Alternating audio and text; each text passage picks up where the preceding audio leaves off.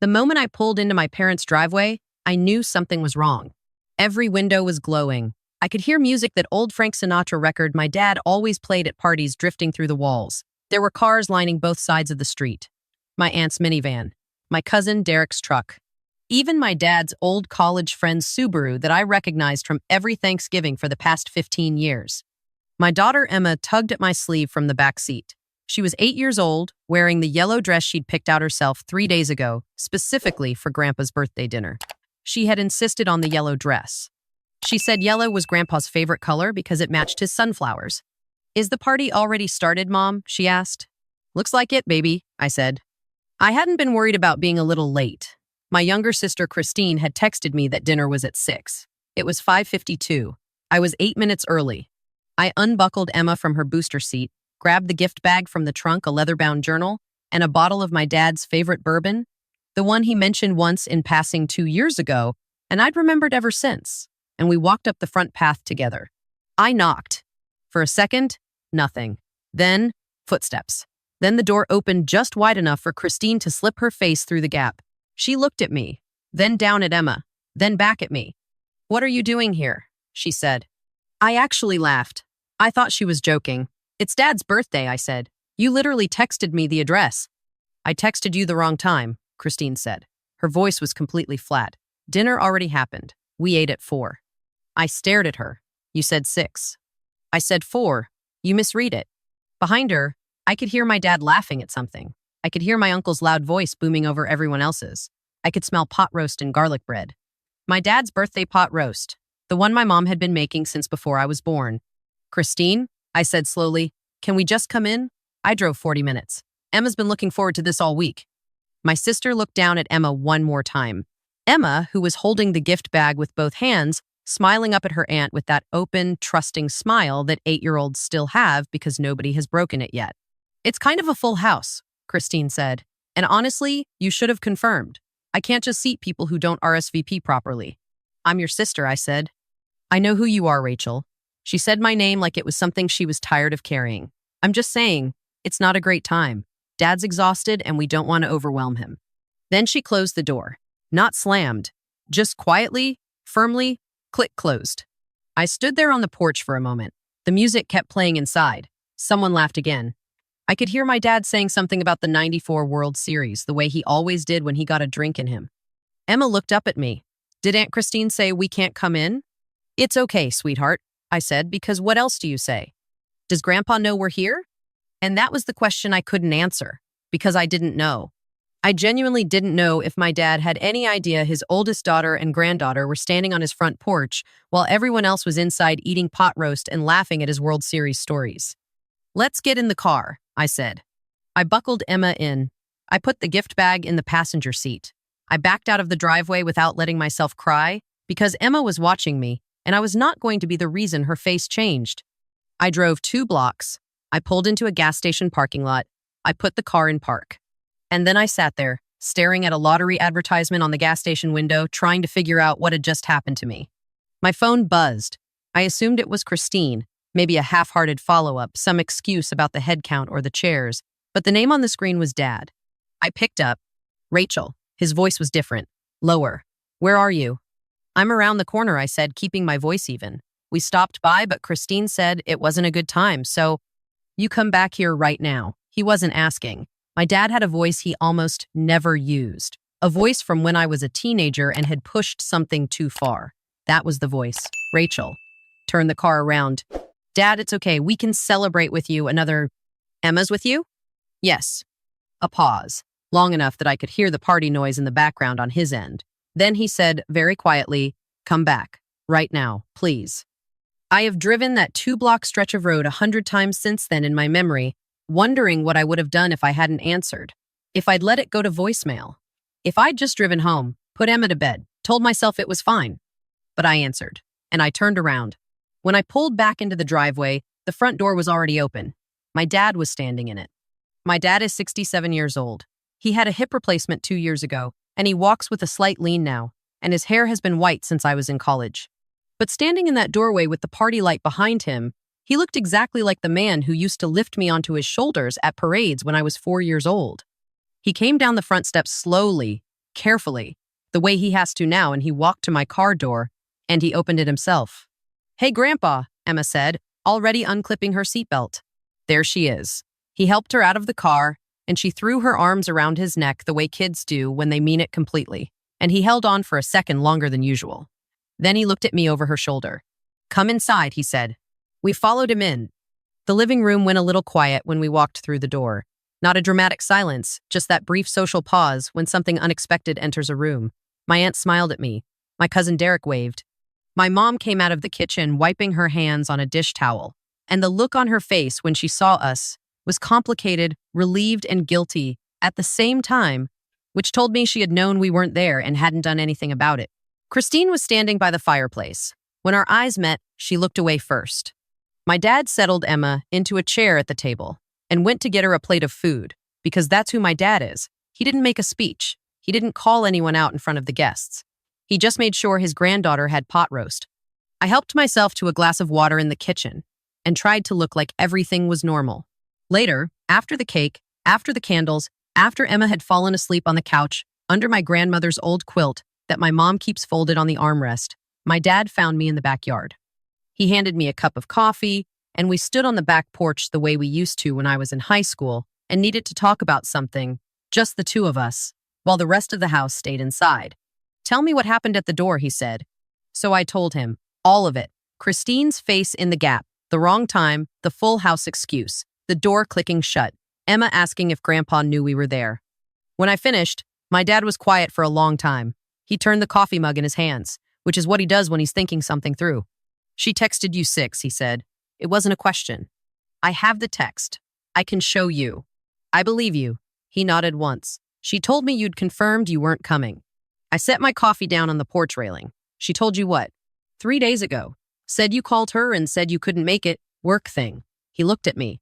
"I figured you'd reach out when you could." I thought about that for a moment. Christine had told my dad I wasn't coming, and then she'd texted me a wrong time. So that, even if I showed up early with his granddaughter in a yellow dress, I'd be late by her version of the story.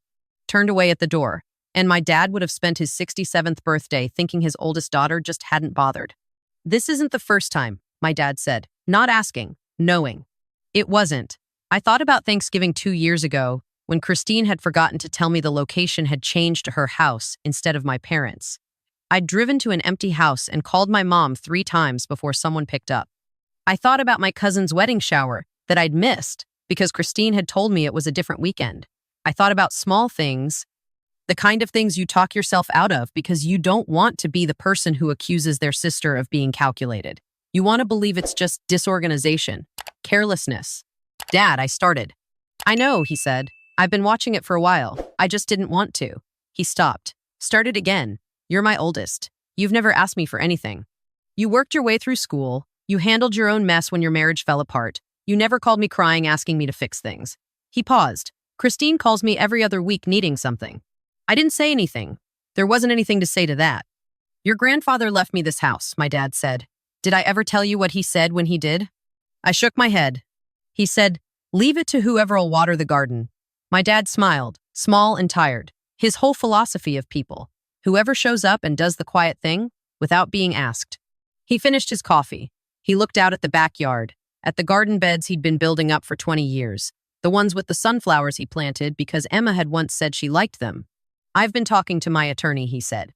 "I started that conversation about 6 months ago, actually. Before tonight. Tonight just," he shook his head. "Tonight just confirmed some things." "Dad, you don't need to." "I know I don't need to." He looked at me. "But I want you to know that what's mine has always been intended for someone who'd take care of it, take care of the people attached to it." He glanced through the back window toward where Emma was asleep on the couch. "That's been clear to me for a long time." I didn't know what to say, so I just nodded. We stood there for a while in the quiet. The kitchen light was on inside. I could hear Christine's voice, higher and brighter than usual, the way it got when she was performing for a room. My dad put his hand on my shoulder once, briefly, the way fathers do when they mean something they can't quite say out loud. Then he went back inside. I stayed on the porch a little longer. The night was cold and clear. In the garden, the last of the late-season sunflowers were still standing, a little ragged now, bowed by October, but still there. 3 weeks later, my dad called me on a Tuesday afternoon. He asked if I could come over that Saturday. Just me and Emma, if she wanted. He said he'd make her pancakes and there was something he needed to talk through with me in person. I said yes. Of course I said yes. When I got there Saturday morning, Emma went straight for the backyard and the garden, and my dad's ancient, enormous dog who barely moved anymore but tolerated being patted. My dad and I sat at the kitchen table with coffee and a folder. The folder had his will in it, his updated will, re-signed and notarized, dated 11 days earlier. He didn't read it to me line by line. He just told me what it said in the plainest terms he knew. The house, the property, the primary savings account, all of it structured to transfer to me, with a generous but clearly defined provision for my mother and a separate, specific allocation for Christine. No ambiguity, no contest window that hadn't been properly accounted for. His attorney had made sure of that, he told me, because he'd specifically asked. I looked at him across the kitchen table. What did Christine say? She doesn't know yet, he said, and that's my business to handle in my own time. He folded his hands around his coffee mug. What I need you to know is that this isn't about punishing anyone. It's about being honest with myself about who's actually been here. He told me then about other things I hadn't known about, that Christine had borrowed money from him 4 times in the past 3 years and paid back none of it, that she had told him twice I'd said something critical about him, things I had never said, that she had apparently been gently lobbying for a larger inheritance share for years, always framed as concern for my parents' future planning. She's not a bad person, my dad said, and he meant it. I could hear that he meant it. She's just been very focused on a particular outcome for a long time, and I let it go on longer than I should have because it was easier. I thought about that.